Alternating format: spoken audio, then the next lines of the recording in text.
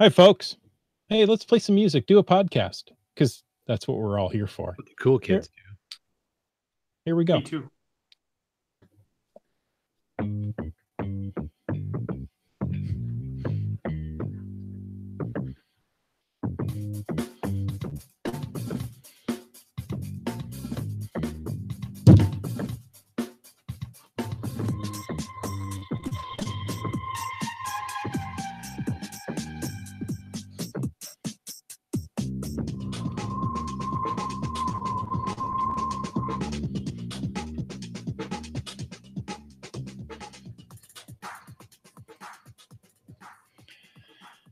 Welcome to Caching in the Northwest. This is the only podcast dedicated to geocaching in the great Pacific Northwest. We're going to talk about caches and cachers unique to this little corner of the continent.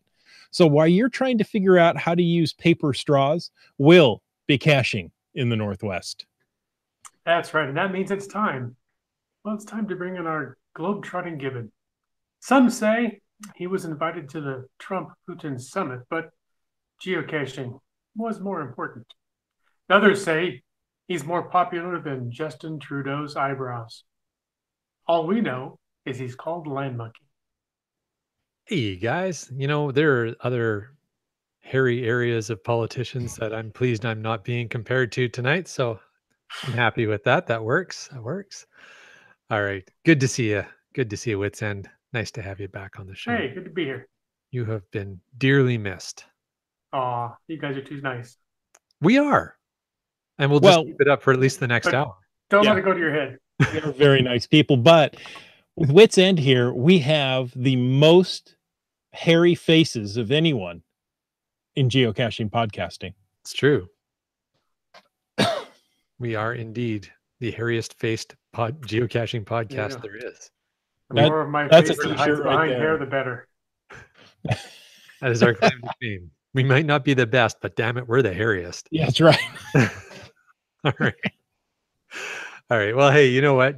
You hairy podcast loving folks out there, we are going to talk about, speaking of hairy faces, we're going to talk about grandfathers tonight.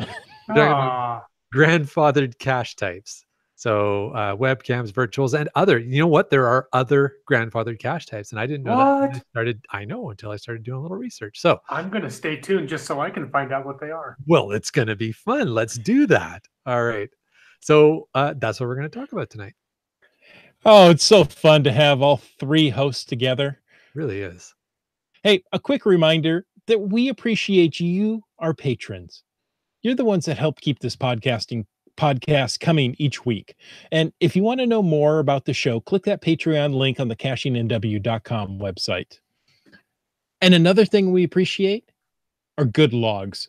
We like to call them glows, or the geocaching log of the week. So whether you read it or whether you wrote it, we want to hear about it, because great logs simply make geocaching better. Send an email like Limax did to feedback@cachingnw.com. You can call into 253-693-TFTC or use the voicemail tool on the website and show us how you glow. Now, I'll let you know, Limax did 2 out of those 3 things just this week. Bonus points for Limax. Yeah. Nice. I'm not going to tell you which one he didn't do. Ooh, okay. It's a game now. Yeah. For those playing at home. Thanks for playing. There'll be some nice party gifts for you on the way out. You get a copy of our home game. Don't let the door hit you. That's right. Yeah, and I'll take the rest on a gift certificate. We should do like a Caching in the Northwest bingo card. Oh. Every time we say the secret win $100. If I could walk like that. Okay. Anyways. That's right. All right. Well, hey, mentioning the glows, and Limax did 2 out of the 3. I'm going to read 1 of the 2 of the 3 that he sent. How about that? 2 that he sent out of the 3. Never mind. This week's glow was submitted by Limax. As you probably have figured that out by now, it's Geocachers Found Virtual Cache. Is this Mount Umunum? That's GC7B79G. That's not Manamanum. You know what? That's what Mount Umunum? Instantly. It's Mount Umunum. Mount Umunum. And the log just reads, Da, da, da, da, da. No, And so, listeners, you're welcome for having that stuck in your head for the next week. Yeah. absolutely. Okay, this is an awesome location for a virtual. Saw this was published, and it was on the at the end of a workday, so I thought a nice drive would be in order. Had a nice drive up the hill. The steps up to ground zero were a bit tough. I'm still recovering from giving blood a few days ago. Got to ground zero to find 4 kids drinking and smoking pot. Yikes, didn't feel very safe being there, not at all. And I had to loiter a bit to find all the required information. I eventually stepped away from the drinkers so I could send the CO the required information. And at that point, a park ranger drove up. I debated whether I should say anything to the ranger about the kids that were drinking, but with the number of empty bottles and the pot and the winding road, I felt I had to. I asked the ranger to drive down the hill and come back up so they didn't suspect that I'd said anything, and he did that. He pulled into the circle and parked and surveyed the situation. He stepped back and immediately called for the sheriff to come. One of the kids came around the corner of the enclosed area, and then there was a bit of a confrontation. I started filming it when the kid tried to pull something off the ranger's uniform. Stupid kid. One kid in particular was very belligerent, talking back, swearing at the ranger. The others were laughing and egging him on. One of the guys took off and headed down the hill. It was out of control. The ranger eventually pulled out his pepper spray for protection, and the kid was actually asking the guy to spray him. Then he was saying that he shouldn't be sprayed because he's a minor. Oops. Drinking and underage. Yikes. Long story short, the kids turned on me since I had filmed everything, and I had to jump in my car to avoid anything physical. When I tried driving past them, they chased after my car. As I drove down the hill, I saw 4 sheriff vehicles heading up the hill from my direction. I'm not sure if any came from the other direction, but I'm betting the kids are going to be in a bit of trouble. Kind of scary. And with the way the one kid was acting, I was really hoping he'd get what he was asking for, so I'd have it on film. Sadly, that didn't happen.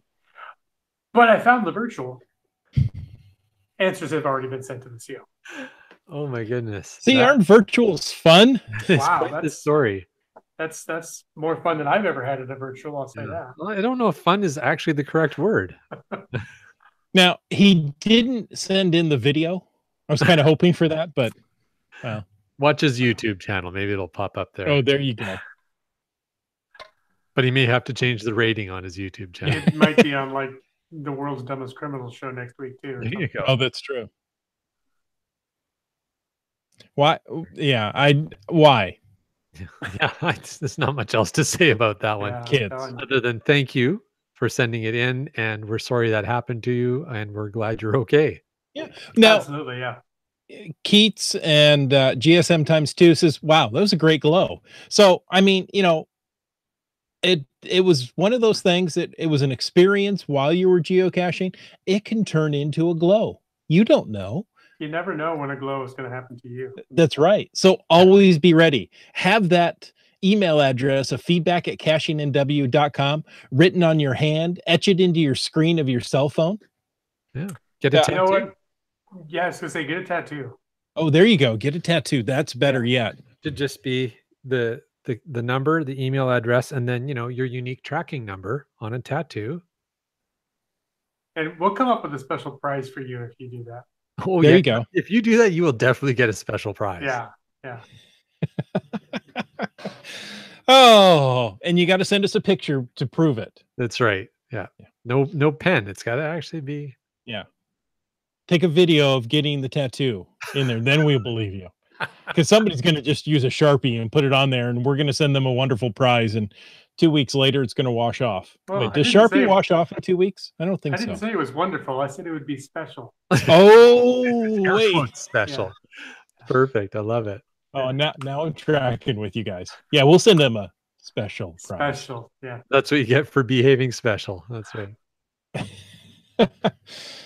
Oh, GSM times 2 says he would have to be acting like the kids, drinking and smoking pot in order to get that tattoo. Nice. Oh, but we're not done with the fun from Limax. No. What? No. There's more? There's more. Just wait. We There's have feedback from him as well. Here we go. Good day, gentlemen. This is Limax. It's been a while since I've called. Haven't really had anything significant to report. However, had a couple of things happen this last July. First one, I'm actually slapping myself on the forehead for. I had my best month ever in July, and I found 112 caches. Yep, I'm slapping myself in the head for that. However, 112 is significant because it is the product of, its product is made up of two distinct primes. That would be 7 and 2. It's 7 times 2 to the 4th, or 7 times 16, which is 112. So maybe I redeem myself a little bit. I don't know. With 112 it goes. Anyway, also, I had my greatest find streak, number of finds ever in a day, and that is 44, which I like a little better. And that was on Friday, the 13th of July. Yeah, very significant date. That breaks my previous record of 32, which is another great number. And before that, it was 29, which I found on March 29th. And 29 is a prime number. So there we go. Anyway, since there aren't any challenges coming up anytime soon, I think I'm going to go back to casual again. I'm closing in on 2,300. As of today, I'm at 2,294. And I didn't have time to look up any statistics on that number, and I apologize. Have a good day. You better be sorry. Did we mention that Limax likes numbers? I've picked up on that. Every time he calls in and gives us a math lesson, I feel, wow, I don't think that way. It's not that I can't think that way. I'm not trying very hard or something. Yeah. Hey, speaking of numbers and feedback, I noticed IHAM said Monkey Cakes and I both had our first 100+ find month in July. Thank you, hashtag Hidden Creatures. So congrats. Very you guys. cool. Good job. Yeah. As long as Good you job. have fun. That's what I always say. Great to get great numbers as long as you're having fun. Right. And if you're not having fun, you're not doing it right.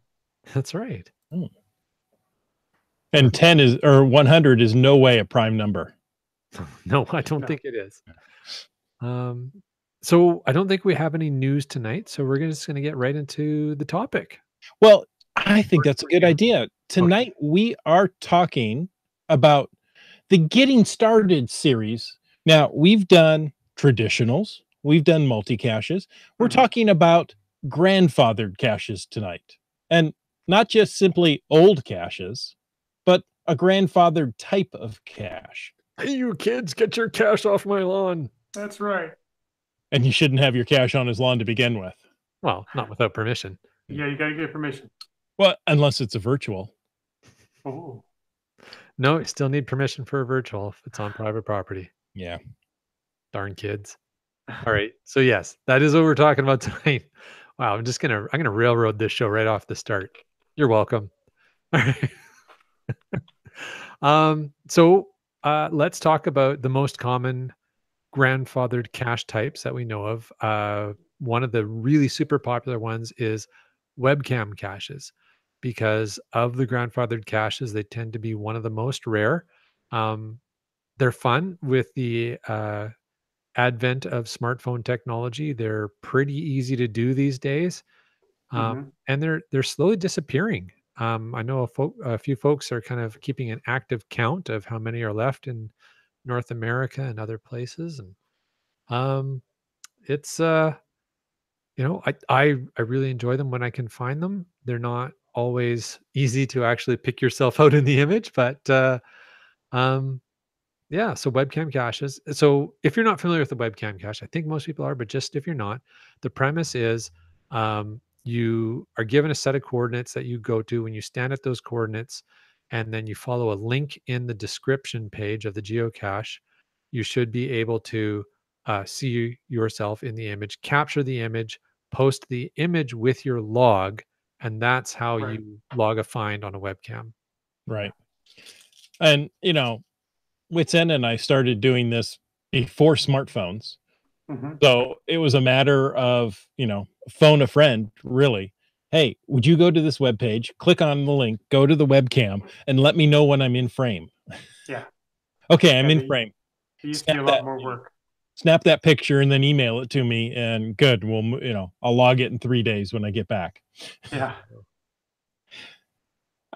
And some of those webcams, you know, have a long delay between updating frames. It can be 5 minutes, and you think 5 minutes.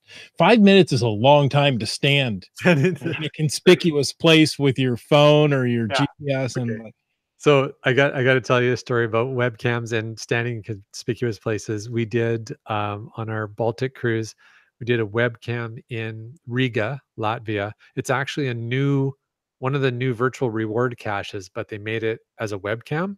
So that's kind of cool.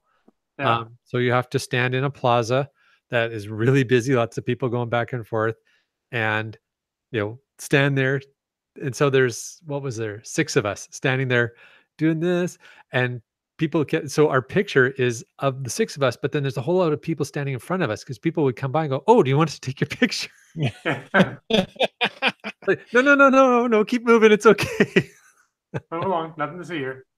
Oh, it was funny. There was one I did in San Antonio, and I called Wits End and said, "Hey, you know, would you help me on this?"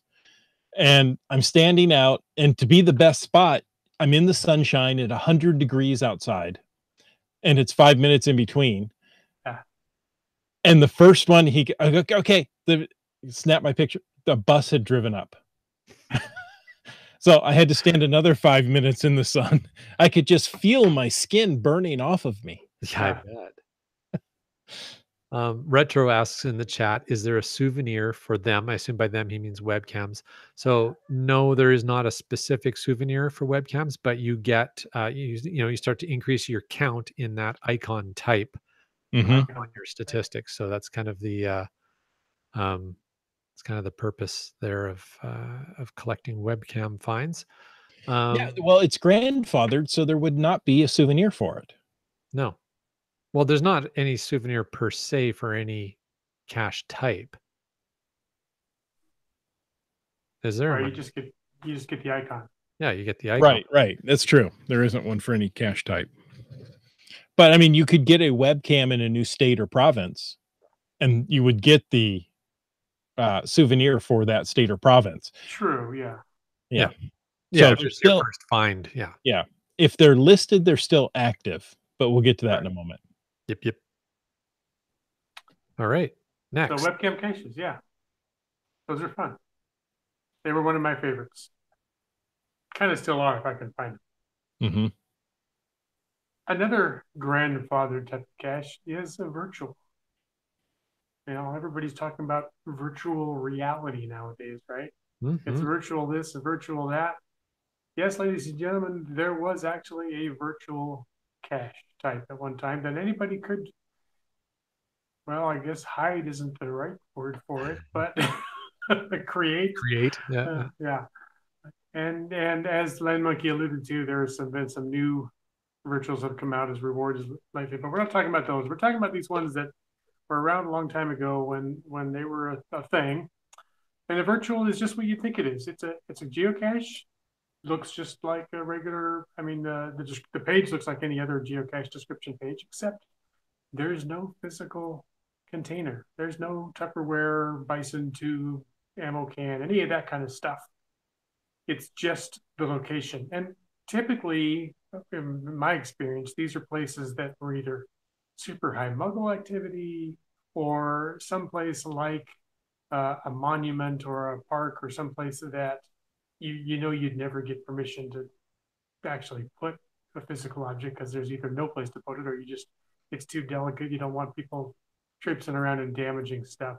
But you typically had to do something to contact the cache owner and let them know that you read the word in the sign, or it's, you know, in some senses it was kind of like a mini Earth cache. Go there and learn some stuff and send some information to the CO before you could log the cache. But basically it's a cache without a container, and with rare exception, they're no longer.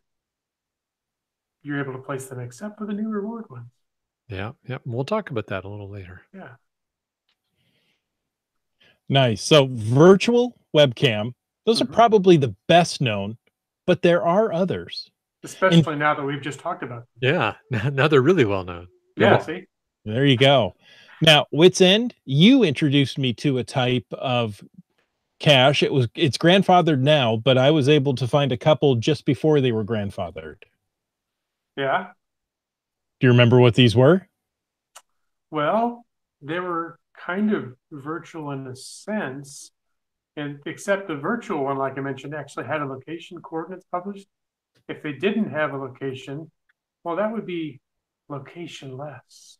Oh, you're good. It's not location more. Locationless caches are closed to all new logs since 2006. So even though they've been grandfathered, you apparently can't even log them anymore. Some of them were converted to waymarking categories. And if you go search waymarking.com, you can find all that. Now, I know what you're thinking. What the heck is a locationless cache? Isn't geocaching a game of location? It's a location-based search, right? Locationless caches, it says, could be considered the opposite of a traditional cache. You weren't looking for any container at a specific location. You were given the task to locate a specific object and log its coordinates. Kind of confusing. So it's like a reverse geocache. Yeah. Kind of. I know one of the first ones I found was a round building. It happens. My bank just up the street is a round building. Right. You run around and around and around till you're all in. That's how you get into the bank. Okay. But yeah, there was, wasn't one also you're supposed to take a picture with lions? Yes. Yes, and lions. Just down the street from me, there's a house, and for some reason they have lions on either side of their door. I don't know why. It doesn't fit the neighborhood, and they're not a library. I mean, where else do you have lions besides a library? Apparently near your home. Yeah, it was one of those things. It was like, yeah, I read about this. Yeah, I don't know of any. And I'm walking one day and I go, oh, there are lions there. I can get a locationless cache. Holy moly, lions. Yeah. So, and there was one other, I can't recall what it is. There was one, I don't know if it was a locationless. I had to be at a clock at a certain time that matched the coordinates of the clock. That one was kind of fun. I think I did that one as well. Cool. Yeah. Yeah, I thought that was a locationless. Right. So it's important to consider. Now there were some caches. I was trying because Mark in the chat here has noted that he saw a locationless at a mega event, and there's a cache, a grandfathered cache type as well that moves around, but it's not a locationless cache. That's something different. I can't remember what that's called. That's a moving cache. It's a moving cache. Okay, so that is actually different than a locationless. So a locationless, that never had a separate icon. That was, I believe, a traditional cache that moved around. Okay. They grandfathered those, so you're not allowed to do new moving caches because they really screw up the stats. Yeah, they do. They screw up your they really do. I hate them. And they traveling cache. Traveling cache. There you go. Nice work. 3Ms. Thank you. They recently archived all the traveling caches as well, I think. I think for that exact purpose. Okay. Good. Glad. But when we started geocaching in 2012, locationless caches were already gone. But there was something that was around for a very short while when we started geocaching called geocaching challenges, which sound a lot like what you guys are describing as locationless caches. Do you guys remember those? The geocaching challenges? There's like a little section. A little bit, yeah. People could post a challenge and it would be find this and that. And you would basically just post a picture of yourself at this and that. Yeah, I remember that well. It was kind of, it was before lab caches came out. And I think this is one of the reasons they went with lab caches, and they could do different things under the same title. Challenge caches were unique. you had to go somewhere and do something. One of them was, there's a large checkerboard out in a park, and you had to play a game of checkers. And then that was it. That was the challenge. Nice. And then you could log it. When they first came out, I was Wits End and I was at I want to say it was the first block party, maybe the second. I think it was the second. I don't think I made the first one. And I had a challenge to come up to the Caching in the Northwest booth and tell us your favorite Northwest geocache. And that was the challenge. You had to come up and record it. Mm-hmm. And for many, many episodes, we played the favorite Northwest cache on the show. There you go. So challenge caches, it was, a specific location, but it wasn't geocaching related after that, or didn't have to be. Right. And as you said, there's no specific icon for those. Mm-mm. No, and they were in your stats and then not in your stats. And then, yeah, there was some, it created a brouhaha. A brouhaha. Yes. That's how you say, what happened in the forums. Oh, it was a brouhaha. Yeah. I think that not happened. a kerfuffle. Oh, it might have been a kerfuffle. Okay. I think a brouhaha is an escalated kerfuffle. Okay. So those eventually went away. Oh, and thank you, Mark Dowding in the chat. They did have their own app. Oh, interesting. Oh, Yes. that's right. Yeah. Yes. I don't recall that. In fact, I found it was an old iPod Touch. I started up and it still had the app on it, but alas, it couldn't connect to the database anymore. It's a real shame. Wah, wah. Wah, wah. Exactly. Yeah. So they had their own app. You didn't necessarily have to have that app to play them, but it was interesting. All right. So it's quite the walk down memory lane here about the good old days. the oldie days of geocaching. Yeah. That's what those old people do. Yeah. So was there anything else on the challenge caches we wanted to talk about, or? No, they're gone. They're gone. Okay. All right. And they'll never return. Yeah. Well, and I think the one thing is just to, make sure that we don't get confused with what are now referred to as challenge caches, which are published using the mystery icon, and they have a specific set of guidelines to follow in publishing them. And Right. that is all as of April 2016, when that started after the challenge cache moratorium. So, yeah. Yeah, it's a completely different thing. Yeah. Still uses the word challenge, but it's a completely different thing. Yeah. Retro says it was at the HQ Block Party 2015. Oh, there you go. Thank you, Retro. Cool. All right. So, I thought it would be helpful if we got the official definition from HQ on what grandfathered means to them, because I think it's one of the things is that we could, we can discuss what grandfathered cache types are, and we've talked about 4 of them now, 2 which I didn't even know were a thing until we did the research for the show. But according to HQ, quoting starting here, in geocaching, the word grandfathered refers to something that is allowed to continue to exist based on an older rule, even though that rule has changed or no longer exists. Even grandfathered caches should continue to be good examples of geocaching. They will continue to exist as long as their owners continue to maintain them and they don't cause problems in the community. Dun, dun, dun. Grandfathered caches that cause problems or are no longer supported by Geocaching HQ are eligible to be archived regardless of their grandfathered status. Archive party. Archive party. I was just thinking that.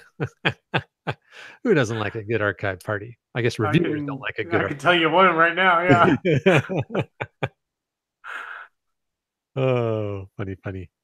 All right. And Keats in the chat asks, what about lost and found event caches? Were they just regular events? And there is a unique icon, and I think Three Hams made mention of it earlier in the chat as well. There is. It's it looks like a 10, Mhm. and they were a series of events or event type things that were officially sponsored and put on in support of the 10-year anniversary of geocaching. Mhm. So it's kind of weird that a group of events for a special period in time got their own icon. But again, this is an example of Geocaching HQ tried something out, gave it a go, and then closed it down. So those aren't grandfathered in the sense that they don't exist anymore. Like once the event was over, it's over. Right. And I want to say it was a weekend, maybe it was a week. It wasn't very long. I only have 2 of those particular lost and found event caches.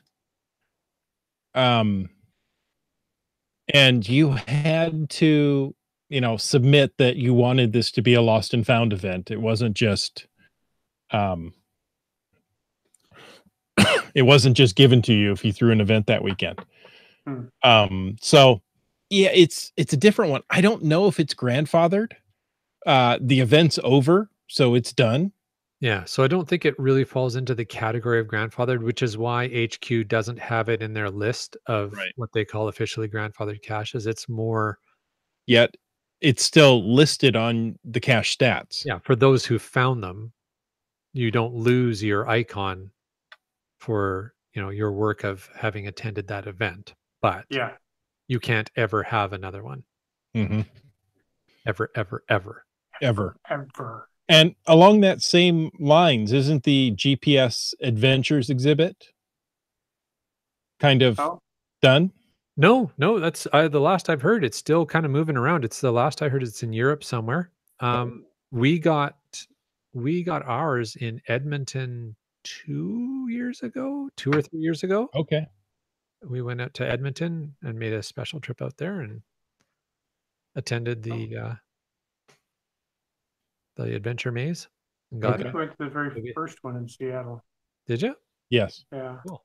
That's when I got my geocoin signed by Jeremy. Yeah, I was gonna say we got Lackey coins and Met Rose and all kind of stuff. Yeah. So Yeah, I know. You guys you are. talked about grandfathered, and people might say, well, why do these cache types even get grandfathered? What's the point here? Why do they do that? And of course, as Lane Mookie mentioned, HQ, they really do work hard to keep our game, our hobby, our pastime both current and interesting. And we applaud all their efforts. From time to time, that means they're going to try something out. They're going to introduce a new idea, a new concept, a new cache type. See what happens. Sometimes it's a win and they stick, and we still have those around today. And sometimes they don't. But as we've talked about, you get an icon for Lost and Found event, right? And different things like that have been grandfathered or discontinued. And geocaching is not going to take your icons away. If you've legitimately earned an icon for a cache type that's either grandfathered or completely discontinued, you're not going to get your icon taken away. Either we'll decide, like the Lost and Found event, that obviously you can't go back and attend an event in the past, at least not yet. Now, if you're listening to this some point in the future and you've invented a time machine, please come back to this point right now in time and tell us about it. We'll wait.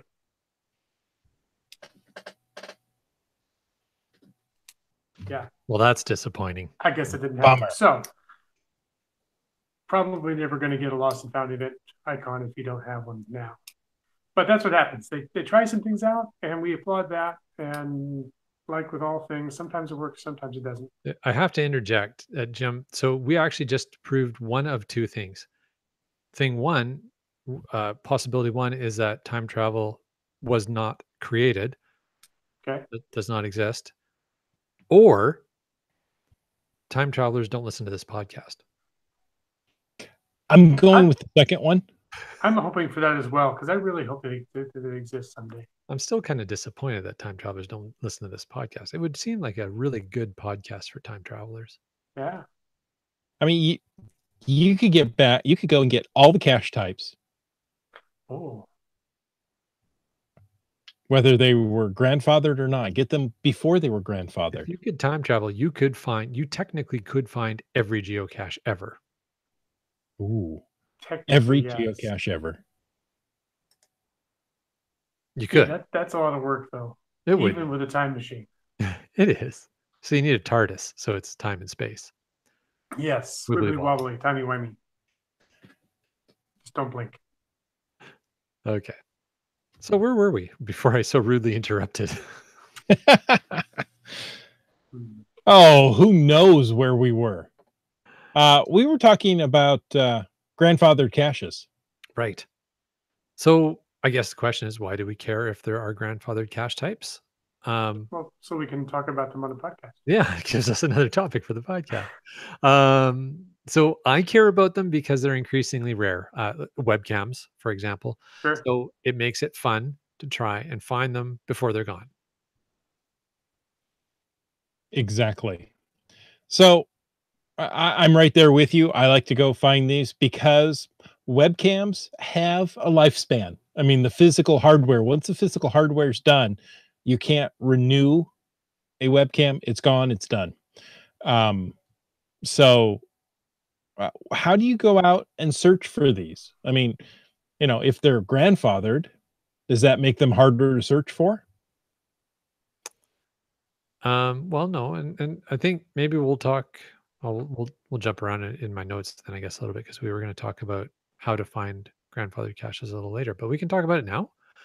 Um, I would suggest the search function on geocaching.com is Mhm. probably the first place to start, because it is the main two grandfathered cache types, virtual and webcam, are actually searchable cache types on there, but the other two aren't. And got Right. to throw in there, Mark in the chat threw out a good point that while geocaching.com isn't officially recognizing the ape caches as a grandfathered cache type, by their own definition, it is a grandfathered cache type, and it is the Really? one that you can search for. Well, if you think about it, right? Like if I go back to the definition I read from them, it's something that's allowed to continue to exist based on an older rule, even though that rule has changed or no longer exists. Well, the rule was those caches were placed in conjunction with the Planet of the Apes movie. Mhm. Mhm. Um, they continue to exist as long as they don't cause problems. Uh, there's two left, and when they disappear, they're gone. The only reason the one in Washington came back, the Tunnel of Light, is because they found the original container and put it back Yeah. at ground zero. If they it was gone, and there was a big debate about bringing that back. So Yeah. I think technically ape caches are another example of Mhm. grandfathered caches. Thank you, Mark Dowding. That's true. It's grandfathered, even though they are active, until the action that specifies the end of their life. In this case, the original container goes missing. Right. They are still active. But it's the No same new ones virtuals can and be webcams. If right. a webcam gets disabled, and if somebody takes a webcam away or shuts it off or whatever, it gets archived and it's gone. You Right. don't ever get another webcam to replace it. So, and the only reason virtuals come back is because of the virtual rewards. So we'll talk about that later. You know what? Let's go into it now. Oh, okay. Or we could talk about it now. So, virtual rewards. It seems like an odd phrase. I mean, aren't they just virtual caches? Well, they are, but they're special Ooh, for They're special super people. special. They were only given to a few people. that's right. Well, they're given to a lot of people, but as a representative population of people who have geocaching accounts, it was a few. Yeah. That's true. And yeah, so the deal was okay, there is a magic algorithm that was used to select who gets to do these. Bing. The only piece of that algorithm, and it's not even a piece of the algorithm that I am aware about, that has been communicated, was community volunteers were given the opportunity to place a virtual reward cache, which I think is great, because community volunteers do a generally thankless job. And Mhm. so to give them that as a thank you, I thought was great. I had no concerns with that at all. Um, as for the algorithm itself, as to everybody else who got the opportunity to place a virtual reward, there was um, yeah, I've heard it described by one as Geocaching HQ put a large chart out on the floor with names and then tied a magic marker around the neck of a chicken, and that was the algorithm. I thought they used squirrels for most of their stuff, but I was pretty sure it was pigeons, but okay. Perhaps a frog, but yes. It's here's the thing. I mean, kudos to those who got the opportunity to place one and placed a good one. Because I, as a geocacher, really appreciate finding the virtual reward caches when they were, I don't think I've found a virtual reward cache yet that I thought, oh, well, that was a lame placement. So good job for the folks who have placed them. Well, maybe we should discuss something. If virtuals were grandfathered at one point, why were they brought back as rewards? What caused virtual caches to be grandfathered? Yeah, I don't this predates me being a geocacher. So I would just be relying on Well, stories I've heard from others. Sonny, sit back and let me tell you a story. Okay, Grandpa. Okay. um, Virtual caches had become a little mundane, a little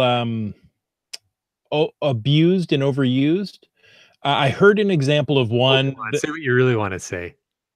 I heard an example of one where a virtual cache was at a McDonald's where my girlfriend and I first kissed. Like, really? That, okay, that's going a bit far. There's, no historical significance, no, importance in the area. It's, now I don't want to take away from, someone who says this is important to me. That's well and fine. Right. But GSM times 2 says people set stupid virtuals, like the place where my honey and I first ate at McDonald's. There you go. So, some of those still exist. Thank you, Brylang. They were terrible, and it got to the point where people are like, "Why are these popping up?" They were worse than LPCs. I think they were. It's true. Yeah, there's some good LPCs. LPCs have redeeming qualities. Yeah. Oh, some do, and there are excellent virtuals. Yeah. Right. But now if you go, a virtual is at a landmark and that landmark changes somehow, that virtual is disabled. So they had terrible virtuals, and in order to save the integrity of geocaching, they said, that's it, we're done with virtuals. Yeah. It was too hard, too difficult, too time consuming to go through and say, well, tell me why this virtual is important to you. And, of course, then you get feelings involved. Well, this is where we first kissed. This is so important to me. How dare you say that's not important to you and nullify my feelings? Stupid millennials. Oh, wait. Oh, wait, that was, they weren't millennials back then. It doesn't count. Whatever the equivalent of millennials is, Grandpa. Yeah. Okay. Get off my lawn, kids. That's right. Get your crappy virtual cache off my lawn. Yeah, if they hadn't grandfathered them, we would have been just overwhelmed with crappy virtuals every 100 yards. It would have been like Muncie. Right. Yeah. I feel like there should be a virtual here, so I put one here. Yeah. That kind of, Right.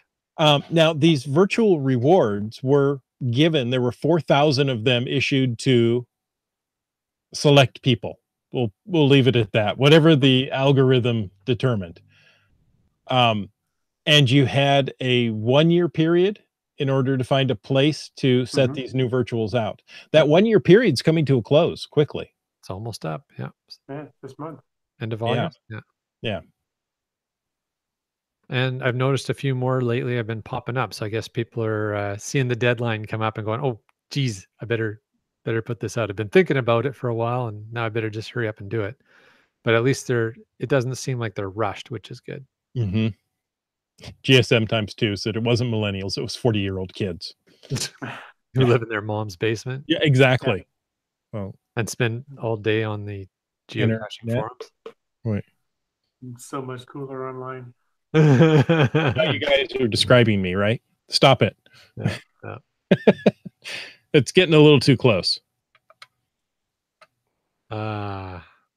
Brilliant. So that pretty much covers virtuals, both the older grandfather types and the new reward ones. I personally I liked them with qualifications, like we talked about. Some of them were really crappy, but the people that put a lot of thought and effort and made quality virtuals that are still around or placed with the new virtual rewards ones, I like it. You guys, what do you think of them? Yeah, I love them. In fact, there was a new one just posted today. 3Ham said the same thing in Bremerton and one near Hyack yesterday. Just in time for going ape. Yes, and there's one at the Great Wheel in Seattle. There's a couple in that waterfront area in downtown Seattle. There's one right at Pike Place Market.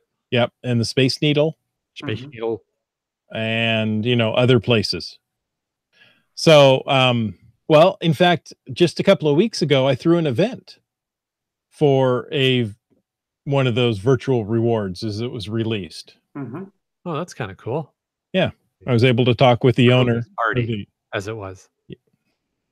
Yeah, exactly. As the owner, and we raffled off the FTF for it. Oh, that's neat. Mm-hmm. A great idea. And then, during the event, it was released, so we all could go over and it was very interesting because I actually spoke the answers to the CO. I've never done that. I've always emailed. And it just kind of felt strange. Oh, here are the answers. Those are the correct answers. Okay. That's cool. Yeah, I have to go back and find that one someday. Speaking of cache types, grandfathered cache types, I also want to throw out there that recently, episode 259, back on July 12th, I was away for that episode, but thank you, Chris, for making sure. I was away as well. Was it Jim that made that one happen? No, I was in Ohio. Oh, okay. Conference room. Okay. But that episode, we discussed AR, or augmented reality caches, with Nicole from HQ. Those are an experimental new cache type.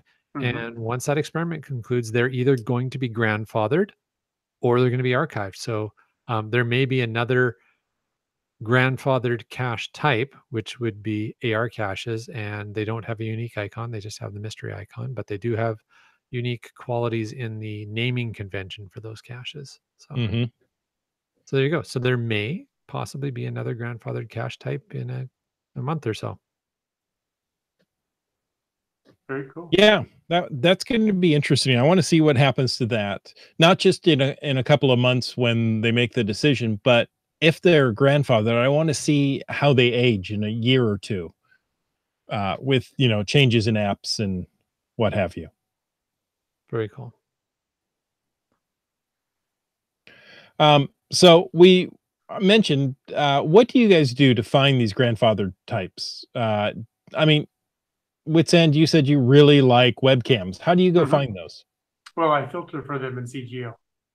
Oh, well, that makes it easy. Yeah. Fair enough. Now, if people don't have CGO, they can't download it from the App Store. It's free. Okay. From the Google Play Store. Yep, that's another way of doing it. I'm pushing to go find them on geocaching.com. Yeah. Oh, well, you could do that too, I suppose. Yeah. So yeah, and like I said, you can use, like I said before, you use the search function on geocaching.com. You can also create pocket queries just for those grandfathered types. Yeah. You can create a pocket queries for just one type of cache if that's what you're looking for. Exactamundo. Mm-hmm. And I've got to go find more webcam caches. I only have 6 of them. Heavens to Murgatroyd. I know. And that's just not enough. You should make a list of them. Ooh. Ooh, that would be good. How do you make a list? You do a search, then you add them all to a list. Oh, There yeah. you go. It's really And that people easy. share those lists. So you might even go online and find that somebody else has already shared a list of webcams or virtuals or something like that that save you the work. Starcacher would prefer to go find them in his GSAC database. Yep. That's another great That's an option too. Or maybe Retro likes to use Cachely. However you go find them. Yeah. All kinds of different ways of finding them. Now, there are alternative listing sites out there. They have cache types, open caching. That's one of the ones that we talked about. Mhm. They have cache types. Some cache types completely different than geocaching, geocaching.com, but quantity of listings are similar on these types of caches. So Yep. get So out there there you and go. find yourself a webcam, one way or another. Right. But of course, it won't count in your geocaching.com stats. No, but you'll have fun. But you That's will. right. All right. So, I want to ask a question to you guys back to talking about virtual caches. Can you Okay. think of the favorite or a top favorite virtual cache that you've done? Oh, Like one so you would many. recommend to somebody else? One of the ones that I was found and I was shocked about was the Astoria Tower in Astoria, Oregon. You go there, all you have to do is go there and say, yes, I was here, and claim it. Now, it asks you, to climb the steps, I don't know, 18,000 steps to the top of this tower. Right. And I did that, and it was a beautiful view. Then I felt like I could claim it. But, no picture, no what's the number on a plaque, nothing like that. It's just like, wait, I'm here, and that's all I have to do to claim it? That one sticks in my head because it was so easy. Cool. The only one that sticks in my head right now, I know I'm trying to look at my profile to see if another one jumps out at me, but is the most recent one that I remember doing was the new virtual rewards one at Pike Place Market. That was a lot of fun. I And it haven't was done kind that of fun one. because it was, well, bringing back a grandfather cache type. Nice. So, Very cool. Very fun. Yeah, we as we discussed off the beginning of the show, we intentionally go looking for grandfathered cache types when we travel. We did find some awesome ones on our recent trip, and the one that's most memorable for me is a webcam. And it's not so much about the cache itself; it was more about the adventure of getting there. We Ubered to the webcam location, which was in Sweden on a freeway overpass, and we went with RCA 777 and Land Sharks. Had the Uber driver drop us off halfway along an overpass by a cemetery along the freeway outside of Stockholm, and the guy's just like looking at us like, "This is what you want? You seriously want me to leave you here?" Like, "Yep, all good." Like, all right, have fun. Canadians, you bunch of nut bars. He didn't say that. yeah. I'm sure he was thinking that. Maybe he was thinking, "Oh, That's what I was thinking. Canadians, you bunch of nut bars." Herna. Sorry. But yeah, that's what I was thinking is Canadians are a bunch of nut bars. We are, but we have fun. We found several virtual caches in Ohio. Found one at the Chicago airport, some of these fun things, but yeah. Very cool. Very cool. I'm going through my list and Yeah. going through what did I Iham asked in the chat, did you fly a balsa glider off the Astoria Tower? I've been to the Astoria Tower where there is a virtual cache. I did not fly the balsa glider off because the tower was under construction when I visited. Oh, that's a bummer. You just weren't motivated. I was not motivated enough. You're right. I did not just get my balsa glider and sneak in, climb up the scaffolding. Yeah. I don't know what I was thinking. You're not as committed as I thought you were. I No, know. People would have looked up and went, wow, that guy's got balsa. yeah. They would indeed have said that, and they would have been correct. Yeah. Wow. That was Um, well done. I found that during the cash machine in Astoria, so I did not come prepared with the proper amount of balsa. Mm. there you go. All right. Well, what do you think? About ready to call this show completez-vous and wrap it Yeah, up? We're still Thursday is international. almost over here in this time zone. All right. Well, folks, we thank you for tuning in, and we hope you enjoyed this episode of Caching in the Northwest.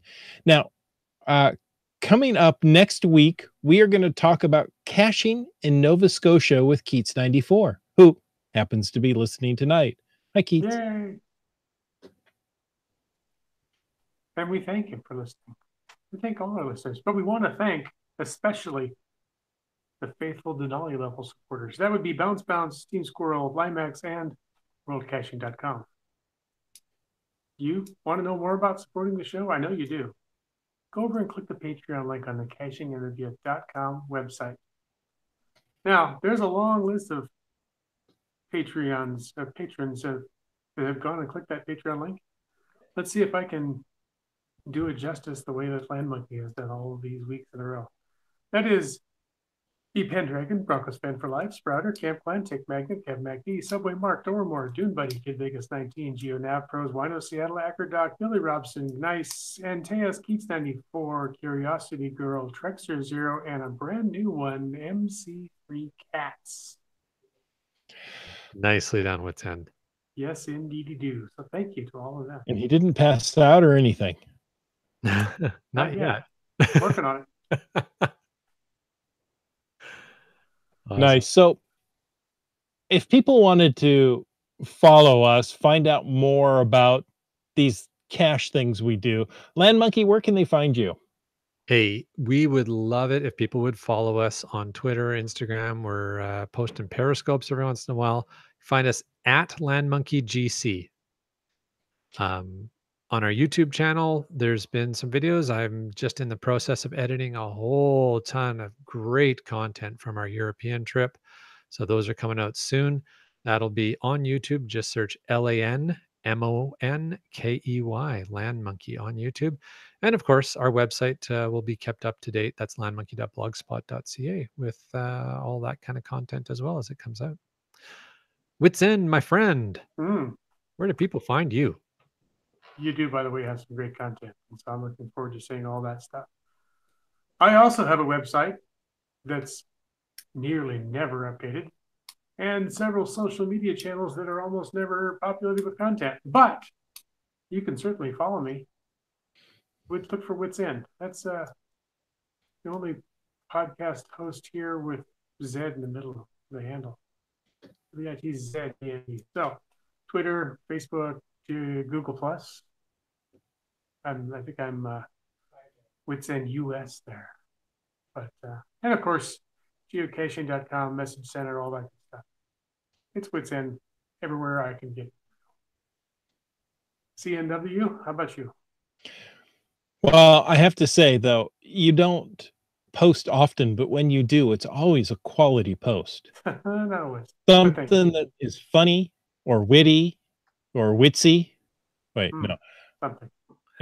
Yeah. Head over to, I don't know, Twitter, look for CachingNW, facebook.com/CachingNW. Better yet, go to CachingNW.com/host, read our bios, find all the links we just mentioned. That's right. There's some good content over there.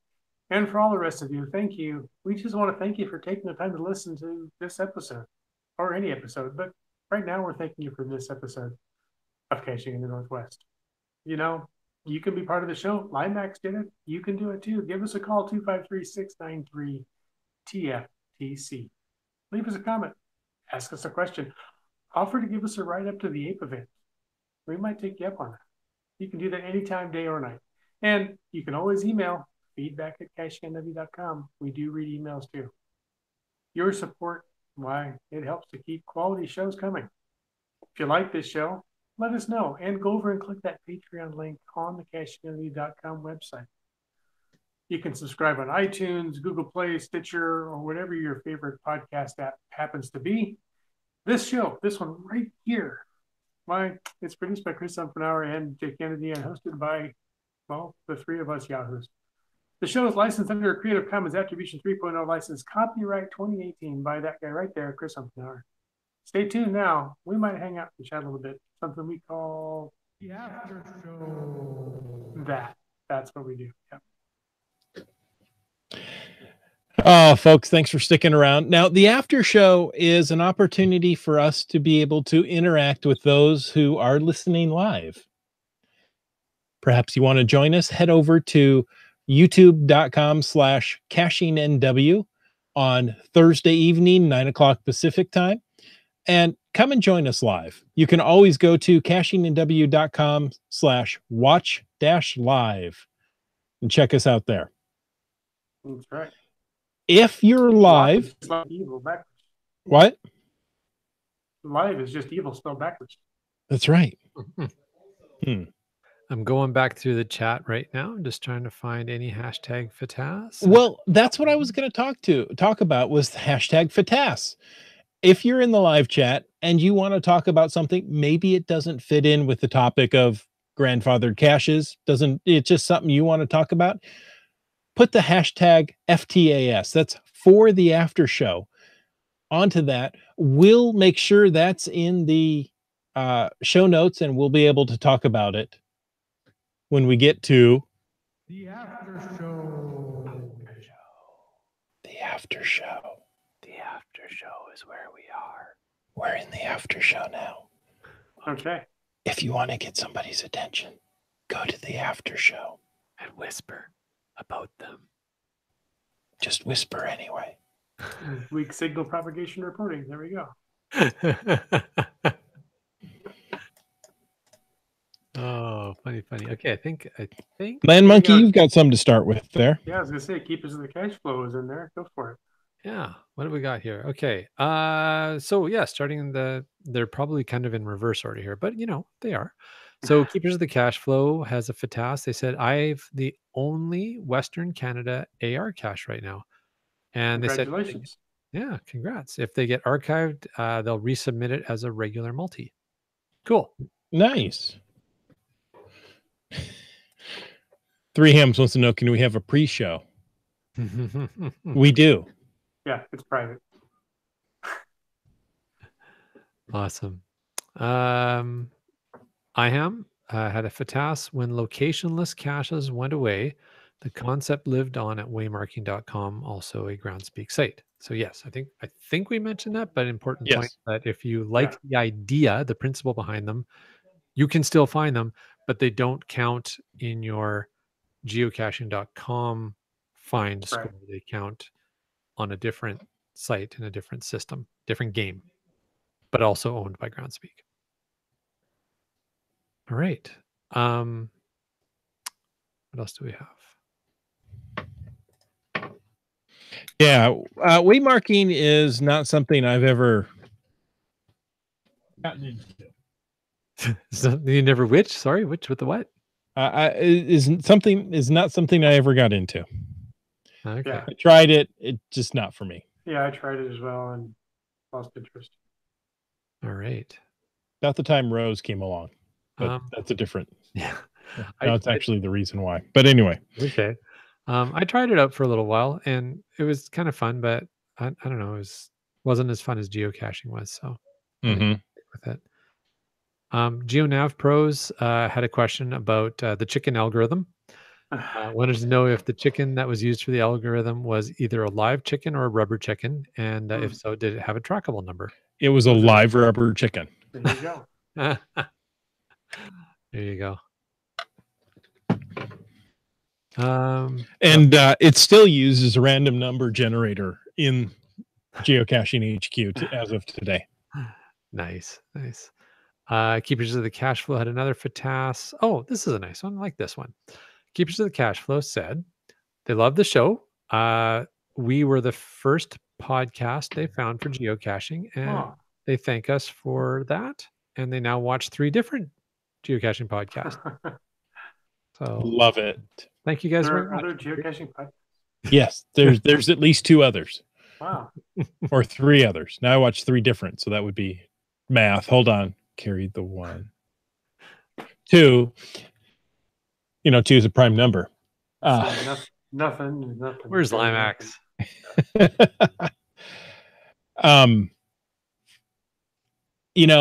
I don't consider other podcasts competition because just as Keepers of the Cash Flow said, when you start with 1, yeah. Well, that's kind of fun. Let me add this one. Let me add this one. And a rising tide raises all boats. So the more people we have listening to podcasts means more people are listening to multiple podcasts. It's kind of like TV. You don't just watch one show and then turn off the TV and wait a week. Exactly. Or maybe you do. What else we got going on? Oh, Keats is on day 302 of a fun streak. Wow. That's pretty impressive. Congrats, Keats. On the home stretch for completing a year, but it's just too much fun to kill it after a year. Maybe another 300 days, who knows? And it just feels kind of trapped. Yeah. Well, you guys can talk to him about that next Thursday when he's on the podcast. Yeah. There you go. That'll be fun. I saw a few comments when we were talking about different geolocation games. Retro had posted, said Land Monkey did Citer for a bit. I don't know if you guys remember that. I did that as well. I enjoyed playing that, but then I don't know. I just I didn't stick with it. I don't know if it's even still around. I haven't looked. I enjoyed it as well. So for those who don't know what Citer is or was, basically you would take a photo of something standing at a specific area and it would geotag your photo, upload it, and then put an icon on a map and say there was a photo taken here. You can go to that location. You can pull up what photo is taken there, and you have to replicate that photo as close as you can to score a point. So I thought it was a neat idea. I liked the premise of that. Yeah, I thought Cider was fine. It was one of those that it was kind of a flash in a pan. Oh, this is fun. Let's go do this. It's like, oh, well, there's another site and there's another site. Yeah, it seemed like there was a period in time where there were so many geolocation games coming out. It was really hard to keep up with everything. And yeah, that's okay. And then, they came out with Garfield Go, and well, that's pretty much the end of it. We know we've reached the end when they've come up with Garfield. Oh, that's too funny. Now I want lasagna. There you do. Wits End, what was that picture stash one we were doing? Photo stash? I don't remember now. I have to go back. We actually interviewed the creator on an early episode of this podcast. Oh, that was fun, and I know that it's no longer around. Well, there you go. You guys talk amongst yourselves. I'm going to go look. Okay. While you're doing that, Brian Lang asked Fatas, he wants to know who's going to Ape this year. Ooh, I am. So I assume who's going to the Going Ape event. So Chris of the Northwest, you are. Wits End, do you know if you're going to make it there? I'm not sure. I'm going to try. Okay. You're going to try? According to the I can't come up with their names. Organizers. This is the second week in a row I haven't been able to come up with that word. The planners, the people putting it together, the organizers. We will have a table there. So come by and see your favorite caching in the Northwest. Or maybe not your favorite caching in the Northwest person. It depends on who's there. That's true. There you go. Oh, GSM X2 noted that he's going to be going. He's totally excited to be going to the Mecca of geocaching for the first time. Awesome. Nice. Congrats. Love it. Monkey Cakes is not going to be making it. It said not us, so I assume that means I am as well. Too bad. Oh, yeah, we were reminded that letterboxing is another geolocation game that predates geocaching, and in fact, letterboxing could, along with orienteering, be amongst the first of the geolocation. Mm-hmm. There you go. What else? Mark notes he's never showered with us before, but he'll be doing it again soon. Well, that's great. Thanks, Mark. Okay. Right. Glad we could make your morning. Thinking this is not normal. Oh dear. And if you'd like to submit an awkward comment, Awesome. Well, what do you think, guys? Call it a night? it's a night. It's Now. okay. All right, folks. Thanks for hanging in with us. Thanks for participating in the chat. And if you are listening to this recorded, thanks for taking the time to listen to us. We really appreciate it. Thank you so much. And until next week, get out and get caching in the Northwest.